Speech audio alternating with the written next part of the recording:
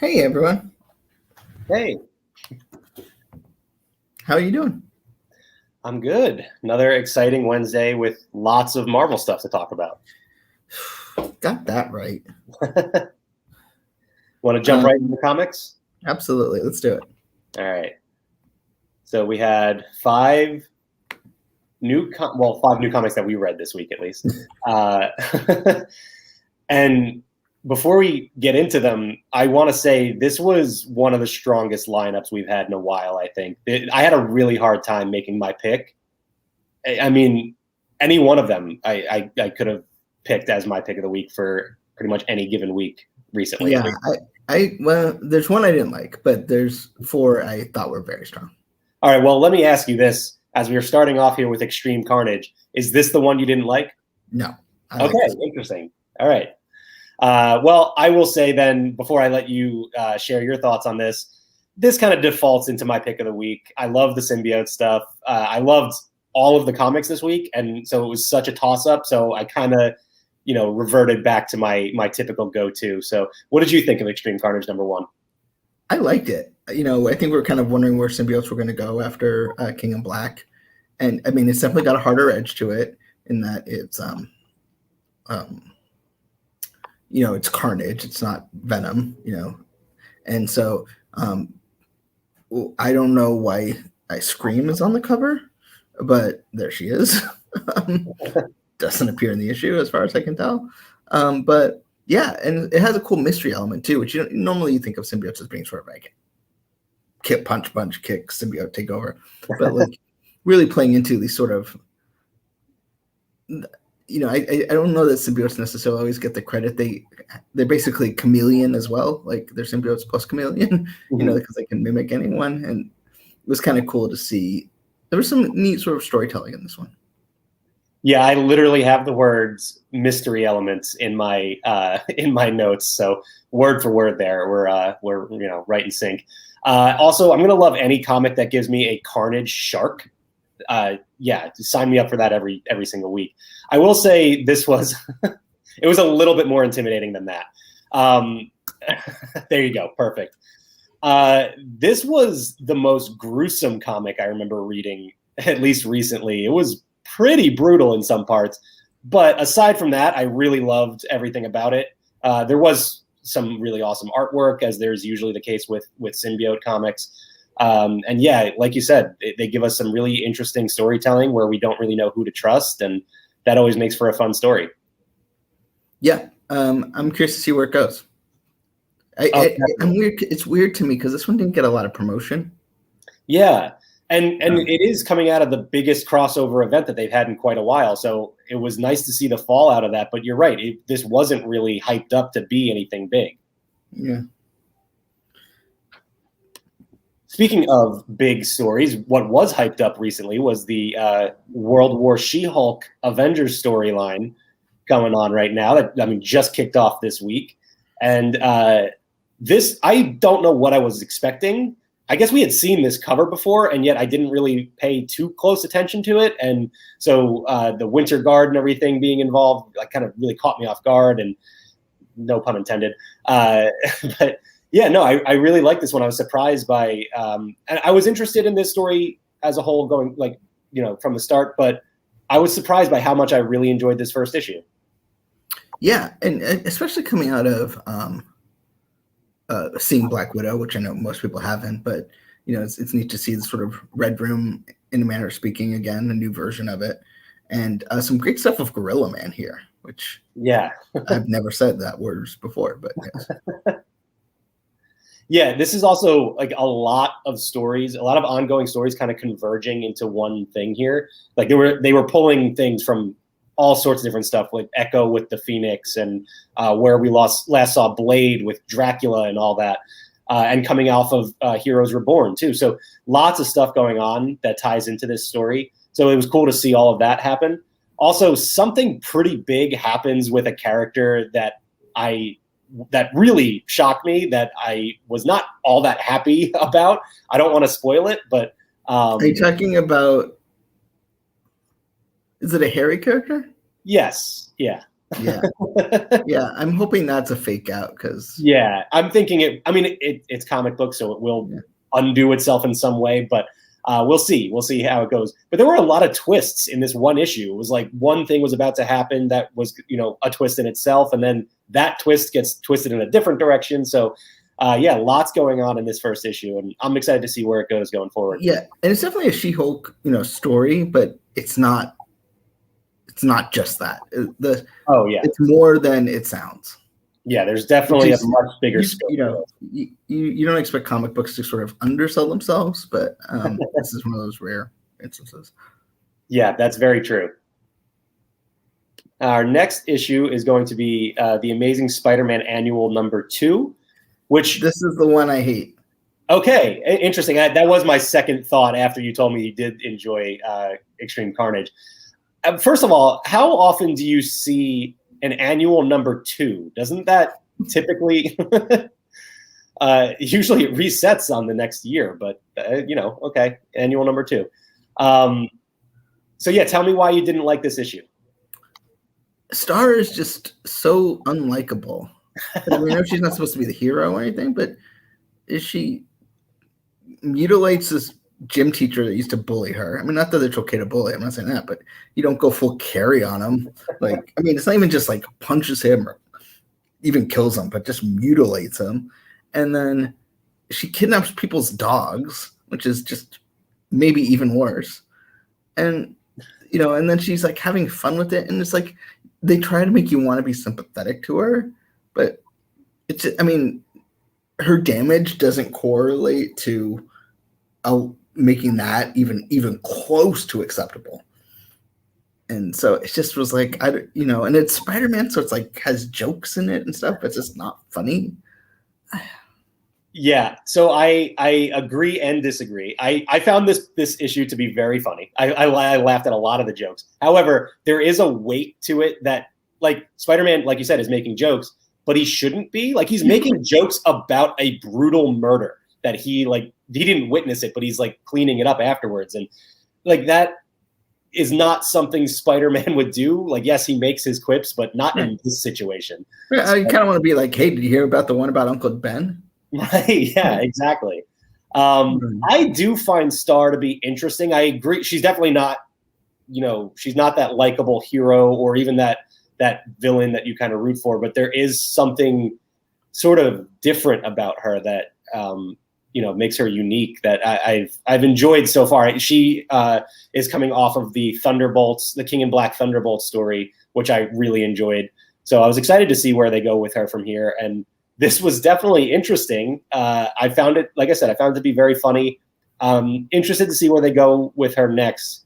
But yeah, I mean, Kyle's right. It's sort of a dark comedy, but I think for Star, I didn't mind it. For Spider-Man, it was kind of out of character. If this was a Star book, yeah. But when you go into a certain, you kind of expect drama in a Spider-Man book, but you don't expect like this level of carnage. I mean, unless it's Carnage, but like, like this just seemed out of character. Yeah, for a book, especially for a title that seems to be, you're talking about Infinity Stones and stuff like that. I mean, you're talking about pretty sort of fun concepts that just are brought down by cold-blooded torture. Well, I'm glad you mentioned the Infinity Stones too, because we should probably talk about the sort of like tag, I guess, at the end of this, the last few pages that's been going on with these Infinite Destinies tie-ins with Nick Fury, who has been captured by. Do we have to pretend that we don't know it's Nighthawk anymore? Like, it's been obvious, but he's still hiding in the shadows. Like, why haven't they just shown us his face at this point? Well, and so this, I don't know. I'm curious to see where this is going. Yeah, I do like that. This seems to be stemming out of Heroes Reborn. I like that. I mean, there were some loose ends at the end of that story, and now I wanted to see how that would continue, and it looks like this is going to be tying into Infinite Destiny. So I'm now more excited for this upcoming story than I was already. And let's stick with Spider-Man here. We've been talking about the Sinister War event that's been coming up for a while now, and This is the prelude, not part 1 or even like part 0 or anything like that, but they specifically call it Prelude to Sinister War, which I was surprised to see like on the inside when they like the title of the issue is actually Prelude to Sinister War. What did you think about this one? I liked it. I've been a little critical about like how it seems like all this stuff's happening in Spider-Man and none of it seems to gel, but it's like it's finally coming together in this issue, and it's a good jumping on point. You kind of understand who the villains are. It's the typical Spider-Man rogues gallery, but it does set up for an exciting story. And Kindred is there, so it makes sense. There's some mystery to it with like Harry Osborn trying to figure out what's going on over there. So I really, I've been a little down on Spider-Man, the Amazing Spider-Man run lately, but this one got me excited again. Yeah, and it's funny. I feel like more happened in this issue than like a lot, even though it's the prelude issue, like than a lot of other issues of Spider-Man. Yeah, I totally agree. There is a lot going on here, and yet it is, like you said, it's a good spot, a good starting point, because we've wrapped up those past stories, although some of them are kind of lingering with Kindred and stuff like that. I'm a little confused as to what's going on with Harry Osborn now, because he is both alive and dead, and Kindred and not Kindred. And yeah, but I think that's supposed to be like, I think that's intentional. It's not just confusing because it's not explained. I think that's supposed to be right. Yeah. So we'll see where that goes. There's also a lot, like we said, there's a lot happening, and this is leading up to an event called Sinister War. So you can imagine there's going to be a lot of parties involved. And the last few pages kind of show you all of those different groups that are going to be involved in this war. And some of them, as you're flashing through their panels real quick, I was like, I don't even remember what their connection is to the story right now, because it was 6 issues since we saw them, but it doesn't matter. Like you said, it is the typical Spider-Man's rogues gallery. Like, I don't need to know why Shocker is involved. I just know that he is, and that's going to be exciting for this upcoming event. And finally, we have the long-awaited X-Men #1. So, first time. Yeah. It is. It's always weird seeing, X-Men #1. Like, how many are there at this point? But this is the first X-Men team since Krakoa was formed. So this is exciting. And I enjoyed this. I expected, a typical X book to confuse me. And there were a few things that were, out there a little bit. But the meat of this issue was very straightforward and easy to follow. What did you think about it? It's my pick of the week. There you go. It does have the sort of nice Krakoan exposition pages, which in this one I think were handled well. I think I didn't have to spend 40 minutes reading prose to figure out what's going on. But it's got a good team. There's some great team dynamics, which you kind of miss from an X-Men book for a while. Still talking about the death of Wanda, kind of in passing, and X-Corp, so still ties into everything. And some great stuff regarding, the mutants' Mars ambitions, and what that's going to mean, and why that upsets people and all that stuff. So, yeah, I really enjoyed it. It was accessible. A lot of old X-Men tropes, which is kind of comforting at this point. You kind of want. It's not exactly getting back to Xavier in the mansion and all that, but it's definitely you understand the characters' motivations and their conflicts, and it doesn't take place on Krakoa, which makes it a little bit more accessible, as they're starting the team out. So I liked it. Yeah, I totally agree. The X-Men Mack thing is kind of cool.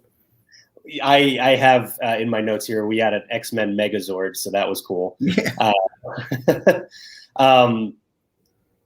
I totally agree on your point that it was comforting to get those X-Men tropes and get back to that typical smaller X-Men team, as opposed to the whole race of mutants, in every story. So I like that they simplified it like that. But also, as I've been the only person in the entire world clamoring for Krakoa in a theme park, I think the treehouse is now just like, that is the centerpiece. That you have to have that now. That screamed theme park to me. Like, I want to experience that treehouse. Seems so cool. I think it was a wise choice that Ben Urich there kind of Yes, grounds the story. Yeah, exactly. On the same time, though, I thought it was a little bit strange that they are, putting their new base in New York. Like, don't we have enough superheroes in New York? As this whole event is happening in this issue, I'm like, shouldn't the Avengers and the Fantastic Four? Oh, there they are. Never mind. It was like right on cue. As I was thinking that, they just show up. It's funny because you always kind of wonder. It's like when all these guys show up, like, do they ever get turned around mid route? Like, where they're like, oh no, they got it. Like, we'll cancel the fire alarm or we'll go back home. And something happens here. There's even a great line from Ben Grimm, who's just like, "Wow, I'm glad we didn't have to answer this call." It's just like you don't expect to actually get those sort of moments in comics. So it was nice to see that. But yeah, I definitely liked it. And like I said, every one of these issues I thought could have been my pick of the week. And X-Men was the one where I thought this is probably going to be, a step behind the other 4 this week. But it really wasn't. It stayed right up there. And I really liked all 5 issues. So is it time to bring in our esteemed colleague? Yes, it is. Hi, guys. Hi. How are you doing today? We are good. Ready to talk. Recover from trivia yet? Yeah. Do you want me to make sure the show takes another 45 minutes so that you feel like last night? I know. Yeah, watch how long we'll go today. I am disappointed that I missed that one. I'm going to have to go back and watch it. Watch the first quiz. You don't need to watch the second one. No, Bekah did a great job. It was fun. Well, we have some Marvel must-haves to talk about again this week. Of course we do. These are all from last week because, we're always just a little bit behind, but we had some fun shirts, and I particularly liked the I went to the wrong one again. I particularly liked the Sacred Timeline with the timekeepers. So there's a couple of different options and a couple of different colors for you, but yeah, I like that. That's cool. And then also in black, but that's at Hot Topic. And then they also had another one for All Time Always. Again, we got a couple different colors. I think the timekeepers look better here than they did on the show. I will say when the episode opened and we saw them and it was dark and their eyes were glowing, I was like, ooh, this could be so good. And then it was like, no. Yeah.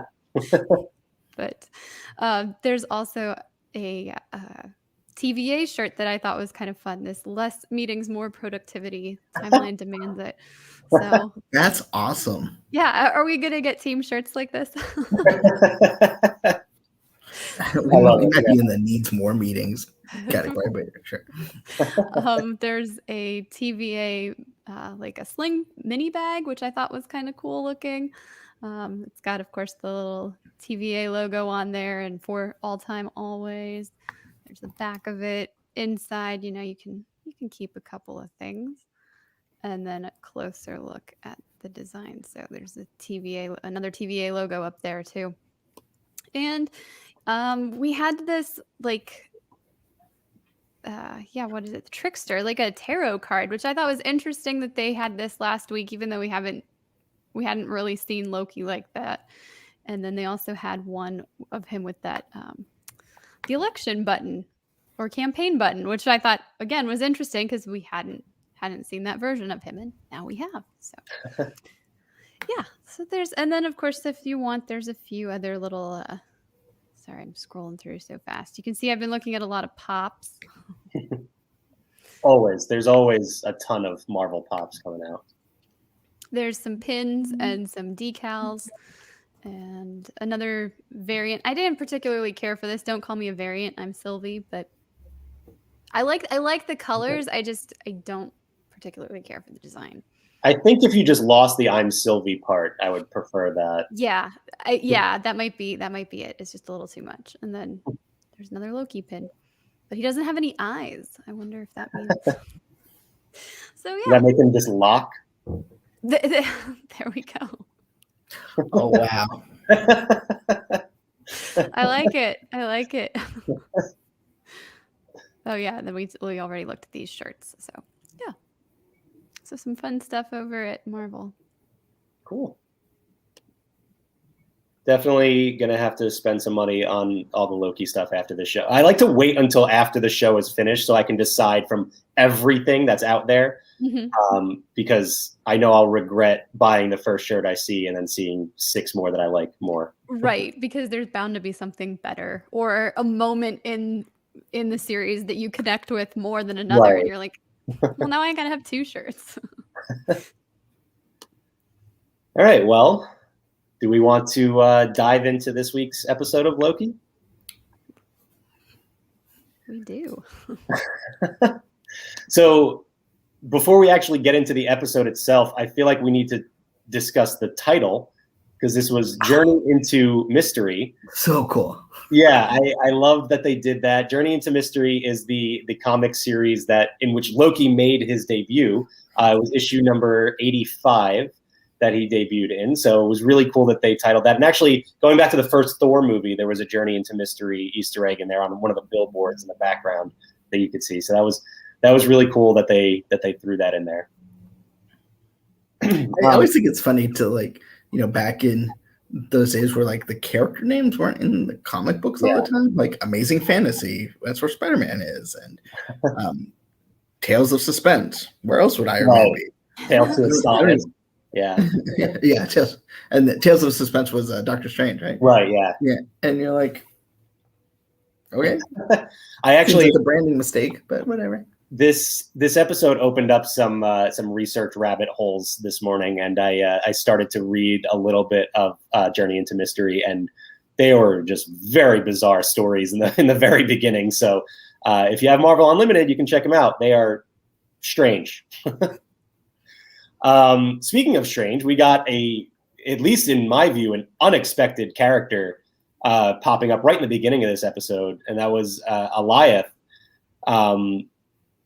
who is a temporal storm emperor character. I don't really know how to describe him all that much, or it. It was cool that he's involved because he has connections to Kang. So I like that they are, again, hinting at that. And we'll talk about theories at the end when we get to the end of this episode. But seems like a pretty foregone conclusion to me at this point.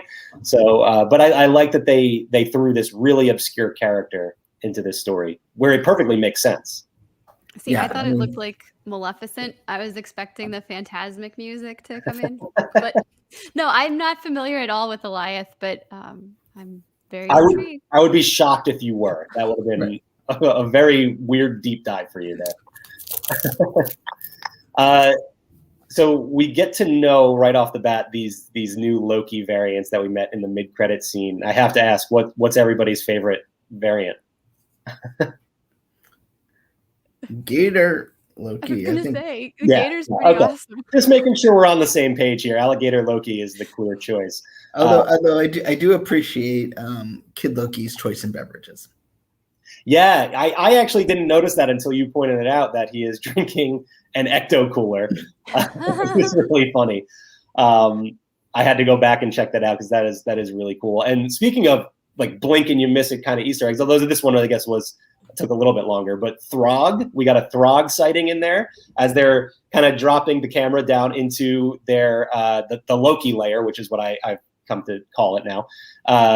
We get a look at Throg, who is a frog version of Thor, in a jar trying to reach his Mjolnir. So that was really funny.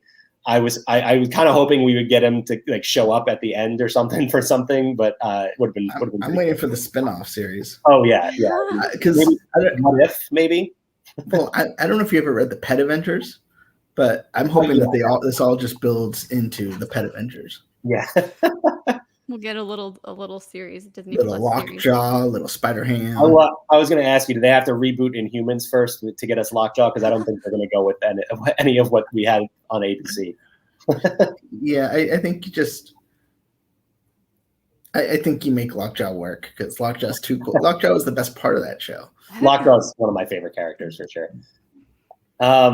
We got an interesting moment when Sylvie, well, first of all, Sylvie self-pruning and sending herself to the void, which I'm glad they gave us a name for it too, and we didn't just have to call it like that dystopian The place where wasteland, Loki is trapped. wherever Loki ended up. Yeah, so we just simplify it, call it the void.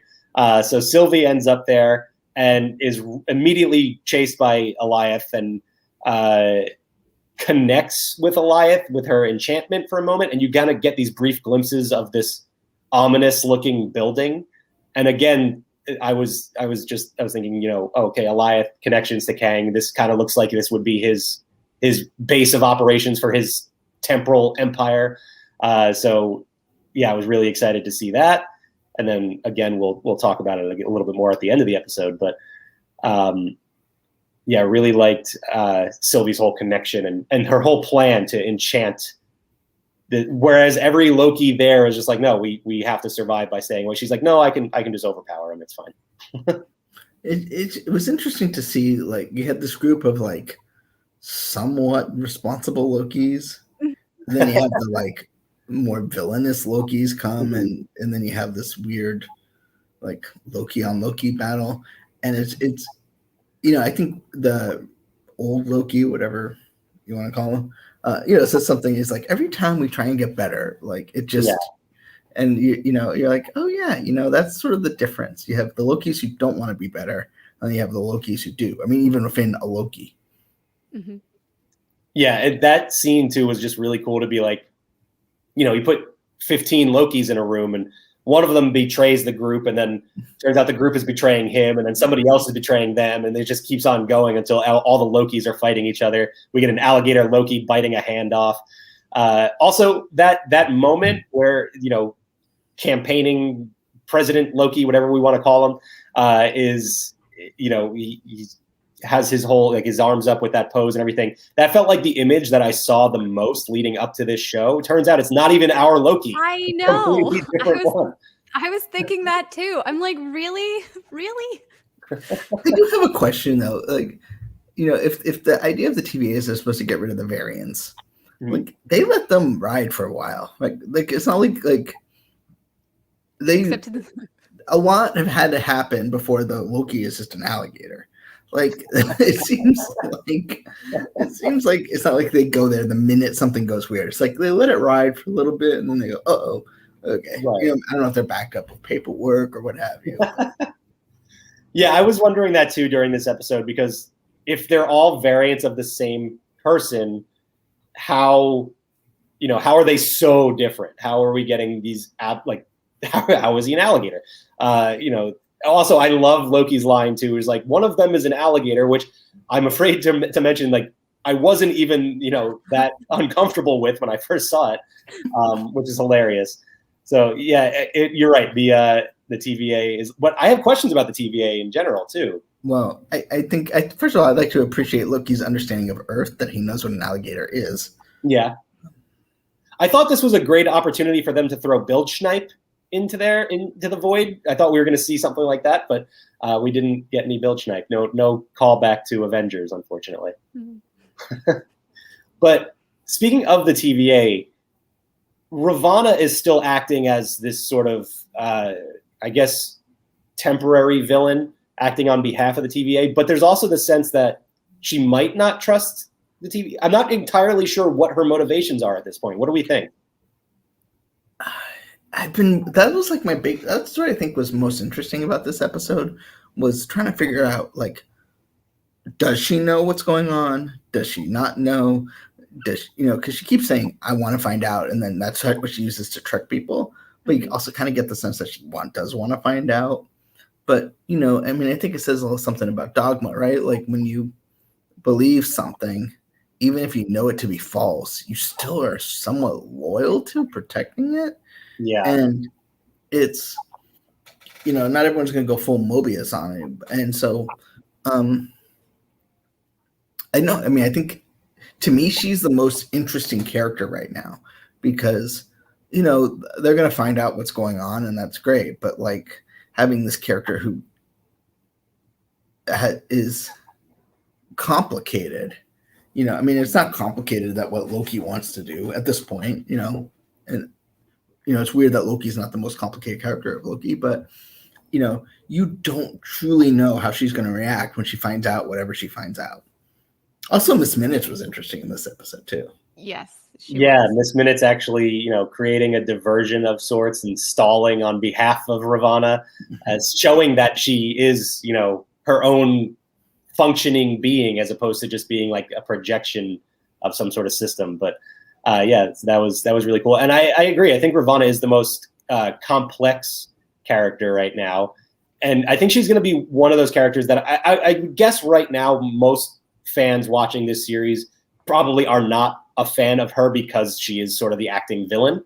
But I think down the line, obviously I don't know what happens to her in the finale of this show, but if she does continue through the MCU, I would think people are going to become fans of Ravonna and connect with her in some way. So we'll see. We'll see how it goes with her next week, I guess. But I feel like every time we have this like penultimate issue episode, it always feels like, how are they going to get this resolved right in the final finale? Mm-hmm.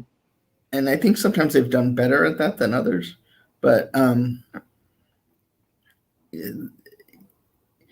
you don't really I would say the downside to all this Marvel content is sometimes we don't go into one of these stories knowing what percentage is going to just resolve itself and what percentage is going to be left. Right. And for like WandaVision, you get a resolution, but not really, right? And I'm curious to see where this show lands. We know that this ties into other things, but we don't know how much. And so you go into the finale not knowing how much of a resolution you expect, which is a little weird. It's not like you're going to end this and it's going to wrap up. It's not like Endgame, wrapped up in a bow, right? I mean, there's little bits here and there, but it ended like you would expect a movie to end. These shows don't necessarily end on those same beats. Yeah, I'll say though that I think this one has set up its finale better than the previous two. Like coming out of WandaVision and Falcon and the Winter Soldier, or going into those finales, I thought there's way too much they need to answer for us in this, what's going to be, a 45-minute finale. Whereas this one, I'm like, okay, all the pieces are there to just, they're on the stage now for whatever our resolution is going to be. And I agree. I don't think we're going to get a complete resolution, whether we get a season 2 of Loki or it ties into just other MCU projects. Let me put it this way. I don't think we're going to get a resolution on whatever the big bad is, right? Okay. I don't think if they just go and discover Kang is behind all of this, it's not like Kang's going to be vanquished. It's just not right. And so I don't know, unless it's something we don't expect, where it's something they can, but it doesn't feel like, assuming it's another 40-minute episode, that we're truly going to get a resolution to this whole story. Oh yeah, no, I imagine, and I think we've seen this coming for a little while now, that this is going to play the biggest role in the MCU going forward of any of the Disney Plus series so far. So yeah, I don't think you're going to completely close off this story. You're going to see these characters left. I would challenge you on that. I would say it's like they're sort of segregating the MCU. You're going to have the Guardians in Space group. You're going to have the mystic part, Wanda, Doctor Strange, all that. You're going to have whatever you call the street level heroes, which I don't want to get too much into because of spoilers, but you're going to have that level. And so, I don't think they're going to show up and then Julia Louis-Dreyfus is there with like John Walker.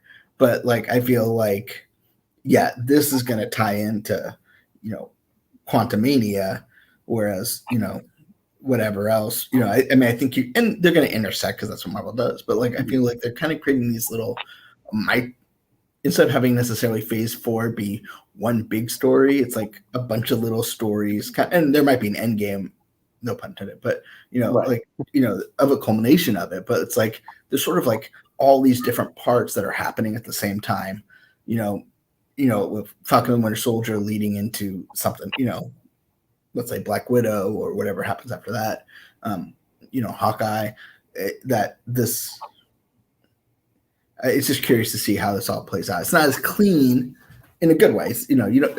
Phase 1 was pretty clear, right? Right. You meet Captain America, you meet Thor, Right. and then Avengers. Okay, right? And it's getting a little bit more muddled. I mean, as it should, because we've already done that, and we need to do something a little bit more complex now. Yeah, you're also dealing with 25 some odd characters as opposed to 4. So like it's definitely going to be more complex. And yeah, you're probably right. It does seem like there are different branches of the MCU. If I had to pick, though, it seems like they have hyped the TVA and the power in this series as being sort of the overarching sort of thing. So we'll see. We'll see how it comes together. Yeah. But oh no, I think definitely in terms of like scope. I mean, you don't get much bigger than the timeline, right? But, I don't know that John Walker's ever going to even know about this, right? Like, sure. Yeah, that's true. It's a fair point. Another little potential Marvel Easter egg, I guess. I don't think we're going to get a clear answer to this, but as they are getting ready for their final like big fight, they decide to go and try and enchant Alioth, and Loki is going to cause a distraction. So Kid Loki actually gives him this sword, and when he pulls it out later on, it catches fire. So my thought is that this is a sliver of the Twilight Sword, which is Surtur's weapon, which we saw in Thor Ragnarok. Okay. And that is a weapon that Kid Loki wields in the comics. So that is the only significance that I could think of for this weapon, because they don't really, I mean, they make it very clear, like, oh, this is something notable is happening right now, but they don't explain what it is. Yeah. So yeah, that's my headcanon for it right now, is that is a sliver of the Twilight Sword that Loki is wielding, which, I mean, seems significant, right? We saw Surtur destroy Asgard with that sword, so yeah. Pretty cool. So yeah, we end up with an enchanted Alioth, and Loki and Sylvie looking at a portal to this mysterious building that Sylvie saw when she previously connected with Alioth. So, like I said, the pieces are there. They're on the stage for this big finale here. So, I mean, we kind of talked about it a little bit already now, but what do we think? Do we have any theories? Are we all in on Mephisto again, or what are we looking at here for the finale? I've talked to you about. I'm just going to go in and watch it. I'm done with headcanon. You never are satisfied with headcanon. You never go, oh, that, you're always going to be disappointed. Ever since that stupid scientist in WandaVision, I'm still sticking to that being a Skrull, by the way. That's what that is. I mean, people had some wild theories about the scientist, yes, the engineer. That would have been a lot for them to pull off anything that people are thinking, Reed Richards wise or beyond. But I have no idea with this finale, but I'm a little surprised we didn't get further into that portal after last week, when it was like, oh, they gave us so much. They gave us the Timekeepers, and then we had Mobius pruned, and we had Loki pruned, and it was like, oh my goodness, all this stuff is happening. And then I'm like, come on, I need more. So I was a little surprised they didn't tease that more than they did. Yeah, I really thought there was going to be like an after credit scene on this one. Mm-hmm. And also, it's weird. It's taking some getting used to having like relationships in the MCU. I mean, you had Thor and Jane Foster, but yeah, I mean, that was so long ago. Like most of these folks, like, I mean, they don't spend the time because it's a movie. Like, Scott Lang and Hope Van Dyne kind of like, it happens. It sort of happens organically. Was this one like it's soft talks along the Doomsday Beach, and it's like it gets a little like 90210, which is fine. It's different. And yes. Well, I think that adds a layer of heart to what my guess is for the finale, is that, like you said, we're not going to see Kang defeated in the next week's finale. We know he's going to be a factor in the MCU going forward. I think we're going to see some sort of sacrifice next week, and I think that's going to be this big emotional moment. But I also do think we're going to get a glimpse of Kang. because I'm 100% in on him being the one pulling the strings here. I am 100%. I'm absolutely with you, Benji. I don't want to be tied to these theories like this anymore because it just disappoints me when I'm wrong. But I can't help it. I can't. It's got to be Kang at this point. That I'm locked in.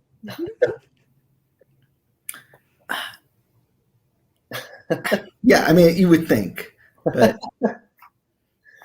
yeah, well, I mean, we'll see. I can't wait. I mean, one more episode. I also another thought I had too is unless I've missed some sort of announcement, we don't have a premiere date for What If yet, right? no, I would expect that soon. I think they might want to wait for Black Widow to open.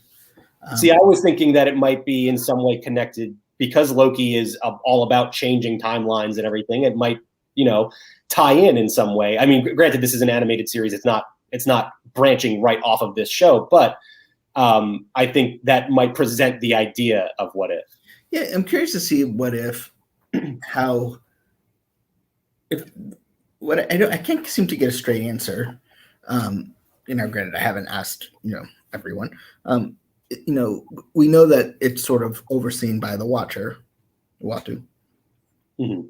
But I don't know if there's sort of an overarching story or if it's just an anthology. That's just a device like Rod Serling on Hot Twilight Zone. And because if they do those episodes, but there's something kind of like, a tag of telling a bigger story, then yeah, I mean, it's animated, but that doesn't mean anything. And I mean, most of these films are a lot of animation. But that could be, that could really get into it too. If it's just a different physical version of telling a story that's still in the MCU. Right.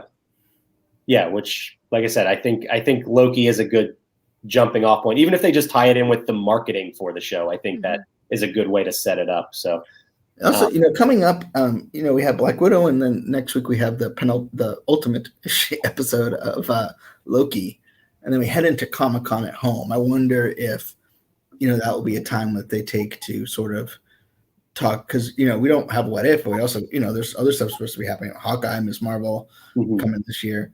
Not to mention Spider-Man, which isn't Disney, not being released by Disney, but yeah, definitely looking forward to getting some information because we know, like you said, we have a lot of projects left this year. We just don't know exactly when for all of them. So looking forward to getting some of that info. There were a couple of other Marvel things that debuted this week that we can talk about here, including the new Simpsons short, the Good, the Bart, and the Loki. I think I got that name right. I think you did. That debuted today. Everybody got to see that, right? Yes. Absolutely. I'm not the biggest Simpsons fan, I'll admit. I've enjoyed several episodes, but I haven't watched the whole series through. But I enjoyed this short. It was a lot of fun, and I liked that they followed the Marvel storytelling with our post-credit scenes and stuff. So I found it to be really funny. Yeah, I enjoyed that too. I thought it was really short for a short. Like it was very, very brief, but I guess the Force Awakens from its nap was also very short. I loved Lisa when she, well, spoilers, I guess, when she has Thor's hammer and then she says something about self-esteem issues or my self-esteem, whatever. I was like, oh, Lisa, I feel you there. And I loved somebody was holding up a sign that says, this is what happens when Disney buys Marvel and Fox. And I was like, yeah, I definitely need to go back and watch more carefully for those sort of background gags because I know the Simpsons are, that's what they're known for, really. So there was an interesting article with Al Jean, the producer, in Variety this morning, and what's interesting, he basically says, there's the Marvel tile, the Star Wars tile. There's no Simpsons tile. So this is their way of like sneaking into all the different, like they're invading all the different tiles. So I can't wait for like the Nat Geo. I know. As soon as you said that, I'm like, that's going to be awesome. But it was interesting because I guess the Loki tag they did in a week because they had to wait for the first episode. Oh yeah. And so like they hadn't seen any other episodes at that point. They only saw the first one, and then they created that tag and they animated it in a week, which is awesome. Astounding. Yeah. the best bit is when Loki is on trial and gets charged with having a British accent despite having like supposedly being from Norway. That was one of my favorite parts of that. So yeah, really funny. You can check it out on Disney Plus right now. Highly recommend it. The other Marvel content that was released this week was a new E60 on the stunt performer behind Black Widow. Did you guys get a chance to check this one out yet? I didn't. It's on my list too, but I didn't get a chance. Well, I mean, weekends and all. Yeah, there's also just an infinite list of content on our list. So, but this was a lot of fun. I highly recommend it. I'm ashamed to admit that I had never really heard of Heidi Moneymaker and her sister Renee Moneymaker. They are the superheroes of these movies, right? Like Scarlett Johansson is Black Widow, but she's Black Widow in the talking scenes. She's not the one that's doing the flips and the kicks and everything. So, they deserve the attention that they get in this half-hour documentary. I wish it was longer. They could have done a whole series, a mini series on these two. It was really cool seeing them work. So I would have loved to see more of that. But what are the odds that, sisters are responsible for the stunts of Black Widow, Captain Marvel, and the Wasp? So really cool to see them in action. Again, highly recommend checking it out. It's on ESPN Plus right now. E60 Moneymaker behind Black Widow. Cool. Yeah, it's cool. It's cool that they're able to find. Go ahead. I missed a lot of the synergy stuff they used to do just because, everyone was in a tough world. So it's neat to see, ESPN finding a way to share more of the Black Widow story. Yeah. But and once you see Black Widow, I recommend it. Go see it. Yeah, can't wait. As for our Marvel news, we'll kind of run through this pretty quickly, I guess. But couple more updates to Avengers Campus, which I mentioned on Zacks of Life. At what point is this no longer news? Like just every week there's going to be something new in Avengers Campus. So it's constantly changing. What we got, or we're getting, I suppose. I don't know if anybody's seen him there yet today, but President Loki, again, I guess that's what we're going to go with, is in Avengers Campus now. And then as well as Black Widow got her white snowsuit in there, which was really cool as well.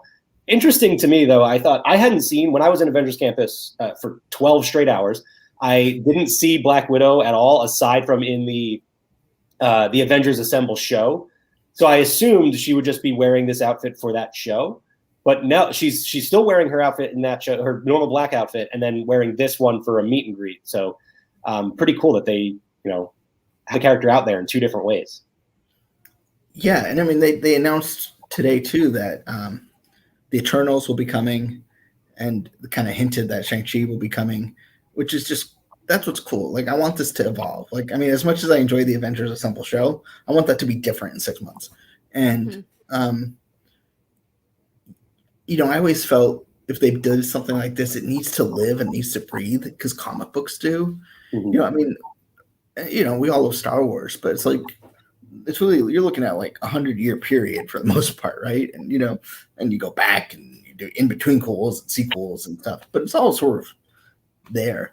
But especially with the way there's so much Marvel content, like I want to watch it on Disney Plus and go to the park and see that character. And by not sort of making this in the MCU, you're able to have legacy characters like Steve Rogers and things like that, but not be afraid to have something like Black Widow in her new outfit, or, President Loki. That's just cool. Like, I even want more of that. Like, I want Sylvie to be there. I want, I just want, there, like, every week there to be a reason to go to Avengers Campus. Obviously it's not like a big deal in terms of like, it's not like a new attraction or something, but, I think they're even doing some decor changes, which is pretty cool. Yeah, I'm a little bit surprised we actually haven't already seen Sylvie in Avengers Campus, but I would guess we will in the future.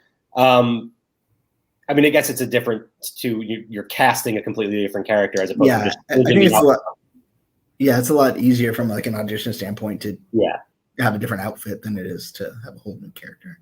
But the Eternals, the costumes in that movie look incredible. So I can imagine And from what I saw, the costumes in Avengers Campus are taken right off the screen. Like they look exact. The Dora Milaje especially look incredible. So seeing the Eternals there will be really, really cool. What else did we have in Marvel news? The Volume 1 of the Loki soundtrack is available for download now. And Volume 2 will be coming July 23rd. I have loved the music of Loki so far. So definitely looking forward to getting that whole collection. And we'll probably be listening to that to the point where it's annoying other people long after the show. So we got some interesting merchandise as well. And Bekah, I know you mentioned some new pops earlier, but we got these Spider-Man No Way Home pops. And the two in particular are really exciting to me. We knew Doctor Strange was showing up, but why does he have a shovel? Right. What is happening there? What role does this shovel have to play in this upcoming movie? But also Spider-Man with mystic powers, apparently. That is very interesting. Yeah, I'm curious to see what that means, or if this is just a Marvel tease, like, haha, folks, here's a concept that's not going to appear in the movie. But yeah, that seems like it seems pretty cool. Yeah, I've been fooled by pops before, where it's like they make a pop and it's like the dream sequence. Yeah, that's very true. Yeah, completely possible, but still, will be cool in some capacity to see Spider-Man with mystic powers. Do you think we'll get to see a closet of all of the different Spider-Man outfits that Peter Parker has? Because isn't there like an Iron Spider one, and then he's got the stealth suit from the last movie, and then it looks like there's a couple other suits in this one too. Yeah, well, there's a black and gold suit Funko Pop as well in this collection. So yeah, we're definitely going to see some different looks for Spidey. Well, you got to have something to tell the different Spider-Man apart. True. Yeah, that's a good point. That's true. I didn't think so. That's true. They could be different. Not to get too much into the weeds here, but people who are amazingly nerdier than I am have decided to look into the numbers of all of these pops in this series, and there are a few missing here and there. So expecting, a Tobey Maguire or an Andrew Garfield pop to pop up sometime. Just throwing that out there. Do you think those guys will be in the movie? I mean, I know that like I would be thrilled to see them, but I won't be disappointed if they're not there. Yeah, that's the unfortunate side of things right now is you said you wouldn't be disappointed, but I think a lot of people will at this point. I think a lot of people are expecting them to be in there. And it's a shame because even if they are in there now, it doesn't come as big a shock. Like I wish we had never heard anything about it. And then they just showed up. That would have been incredible. But unfortunately, that's just not the world we live in anymore. Right. But going back to my headcanon thing. Yeah, exactly. But speaking of merchandise that is going to cost me money, this new Bro Thor New Asgard Lego set is just awesome. Actually, it was Mike C sent an image of it over to me. It was just like, oh, I'm going to have to buy this. And I said, yeah, me too. It is available for pre-order now, and it will ship in August. So it's worth it just for the Thor chest. And the Korg, who kind of looks like, oh man, I'm going to blank on his name now. Snow Miser from The Year Without a Santa Claus. Looks more like that. But also, I love the Meek minifig, which is basically just a minifig's head, just without the body. So that is awesome. Just a really, really cool collection. Lots of fun little Easter eggs thrown in there, like the newspaper saying 5 years after the blip. Yeah, and $29.99. So I mean, as far as Lego sets go, very affordable. So and I love that it's for ages 7 and up, and I'm like, nobody younger than 21 is going to have this set. It's going to be like a whole bunch of adults who have this set. Right, because even the parents who buy it for their kids, they're going to be the ones hogging it anyway. So. Yeah, very, very Lego movie with the dad, where it's like, no, these are my things. You can't touch this. Yes, Will Ferrell will be buying this set for sure. Couple other pieces of Marvel news relating to comics. Phoenix Song Echo #1 is coming in October, which is the name of that is like just kind of confuses me every time I read it. But So we're going to finally see Echo fully embrace the power of the Phoenix, which I am excited to see. They Captain America in Avengers this week is benching her, and she is trying to make her argument for getting back in the field. So can't wait to see what happens when they fully unleash her. And then Shang-Chi will face off with Wolverine in Shang-Chi number 3. We already saw in this series he's faced off with Spider-Man and Captain America. So number 3 will be Wolverine, and that's going to be a very different fight. Wolverine is not quite as friendly as those other two guys. So that'll be July 28th. So another fun comic coming up pretty soon. Yeah, it feels weird. It's like there's so much Marvel going on and like not a lot of comic news. Yeah. But, with Comic-Con coming up, they're yeah. But man, so much don't they have good stuff. Several of their like different stories and stuff that they did different, I guess, I don't know, runs that they've announced. Like, aren't those going on now? So it's not quite time to announce something new. But and they announced the comic books for the next month, like towards the middle to the end of the previous month. Mm-hmm. I mean, a couple months out, but so there's sort of like a comic book news week, kind of like earnings season for investors.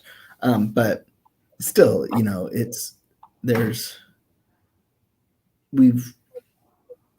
X-Men universe, we kind of know what's going on, but I think in terms of like the main Avengers line, I think it's been a while since we've had a big sort of expansive story in this, and they're definitely building to something. Heroes Return was building towards something.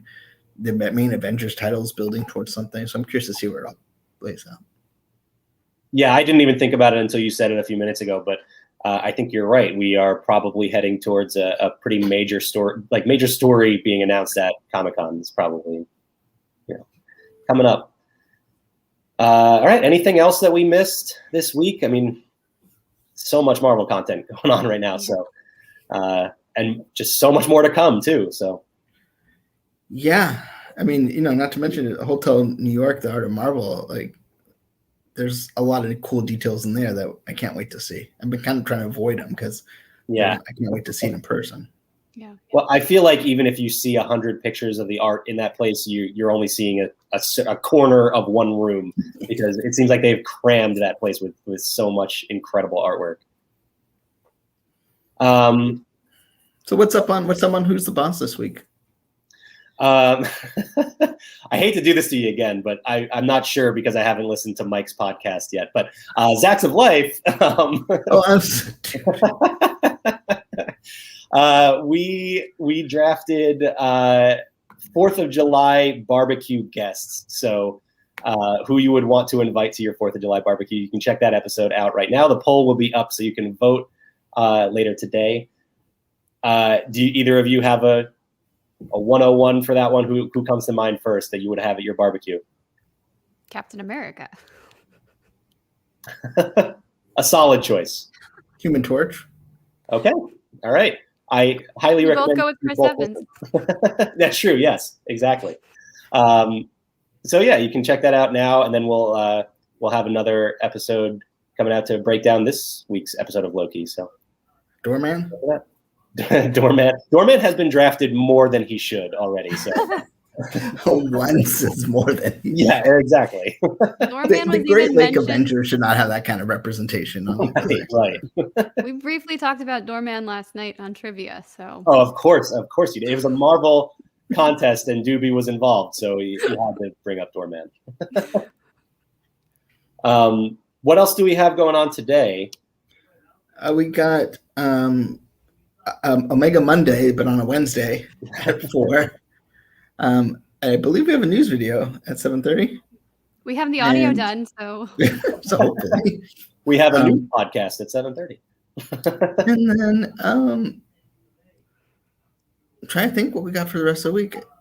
There's stuff that we can't talk about, so I don't know, but there's exciting stuff we can't talk about. But and then we're gonna have a special. If all goes well, we're gonna have a special surprise stream tomorrow at 4. Can't tell you what it's gonna be because I don't want our guests to know what they're getting in for. But we are going to do something That sounds scary. It sounds like a candid camera thing. We're just gonna show up at people's homes and be like, "You're on the Laughing Place live stream." No. At least they won't know we're coming because, like, who watches? We're like the Publishers Clearinghouse. We just show up. They'll be disappointed with the size of the check that we're showing up with. in both in size and like physical size and monetary value. All right. Well, I guess that's going to do it for another edition or another issue of Marvel Time. Got to make sure I get our terminology correct. We got the ultimate episode of Loki next week. We got Black Widow next week. I'm guessing we got a comic book we're excited about next week. Yeah. So cool. And then and obviously Comic-Con at Home's coming in a couple weeks, so Mike will be giving us all the Marvel news out of that once it happens. Yeah, can't wait. I mean, I knew it was on the schedule, but you got me more excited for Comic-Con just talking about potential announcements coming up. So, hey, we got some breaking Marvel news. Oh, I think. So I'm going to try and get my screen ready. So give me 1 second. all right. Well, in the meantime, I will ask Bekah, are those your variant Loki horns? Is that what's Yeah, since I don't have them, I'm like, well, this is what I have to go with today. the good pair of ears that I have. So I was actually having a little bit of a bad hair day. So I'm like, well, we're gonna be a variant Bekah. See this? Oh. Interesting. Okay. Are we getting an expansion of the Pym test kitchen, we think? That would be really that looks cool. Like the yummy cupcake. Yeah, it is. I mean, that seems to me like Disney Cruise Line's newest ship. There's a tiny hint at some big news coming. That's what I'm putting together out of it. And I don't know if you see the tagline: Avengers Quantum Encounter. Ooh. Interesting. Okay. All right. I mean, I'm always for anything that has a giant cupcake. So. Literally. Now I'm craving that Pimwich or whatever that thing's called. Panini? The chicken sandwich. Oh, so good. Oh, yeah, I didn't get to try that. Well, very cool. That looks awesome. I'm excited to hear more about this. Yeah, definitely. Now, you know what? Now it's just going to bother me, though. I'm just going to be trying to figure out what this is until they actually announce it. Sorry. It's weird because it was just on the Ant-Man. Yeah. Come on, Ant-Man. Keep your news to yourself until you have an actual announcement. Right. Who does Ant-Man think he is? Mark Ruffalo? Oh. Well, thanks so much for joining us, and we look forward to seeing you next Wednesday for some more Marvel time, and just follow us and see all the other fun we got all week here at laughingplace.com, part of the Go Network.